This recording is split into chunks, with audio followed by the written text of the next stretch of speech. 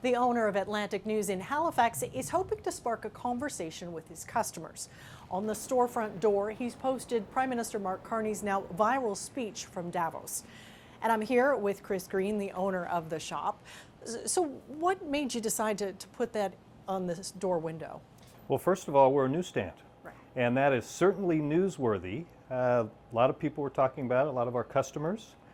And our customers come in here and talk about the issues. So it seemed to me a very important speech, a seminal speech, so I wanted to put it up so that our customers knew about it.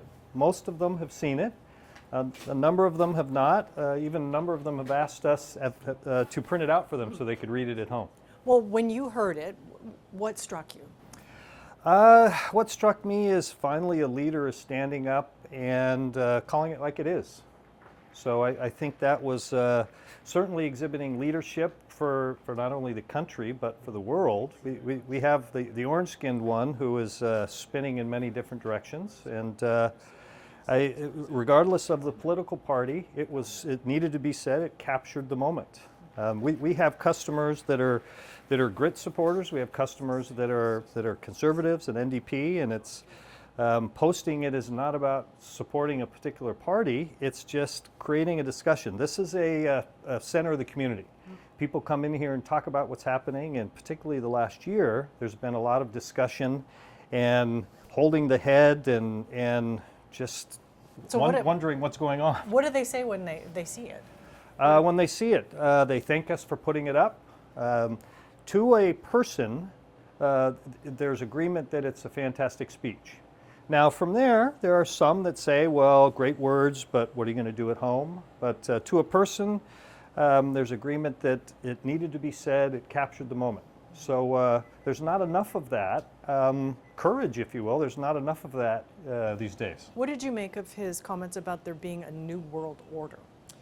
Well, I think he nailed it. After World War II, the United States was supporting international organizations that brought the world back together, whether it was the UN or NATO or rebuilding Europe, the Bretton Woods, the financial situation. And it seems in the last year, the orange-skinned one has one by one looked to dismantle that and bring the world back to a mercantilist situation where it's big powers fighting each other and small countries and middle countries having to jump in line.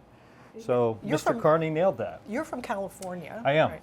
So what is it like being in Nova Scotia, watching what's unfolding in the U.S. from afar? It's difficult because my wife and my wife's a dual citizen. I have my PR and I'm about to take the test to become a citizen of Canada.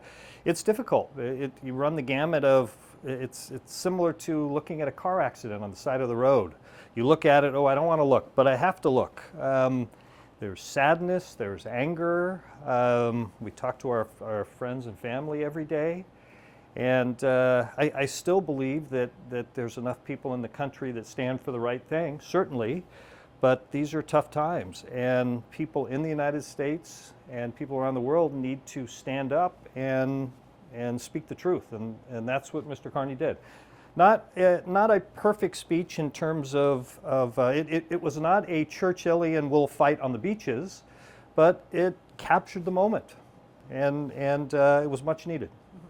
Now, you took over this shop about 2 years ago. Yes.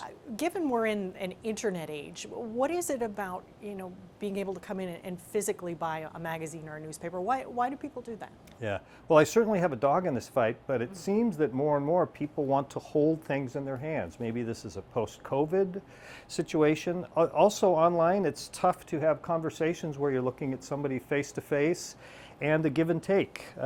Particularly in today's world, it seems that there aren't a lot of places or forums where people can have a difference of opinion and voice that, but in a way that pushes the conversation forward. That certainly happens in here. We have a number of newspaper subscribers, and people come in, and it seems that more and more, particularly young people, are looking at magazines and saying, wow, look at that. So I feel that it's just where the world is and catching up with technology. All right, well, thank you very much for your time. We really do appreciate it. Sure.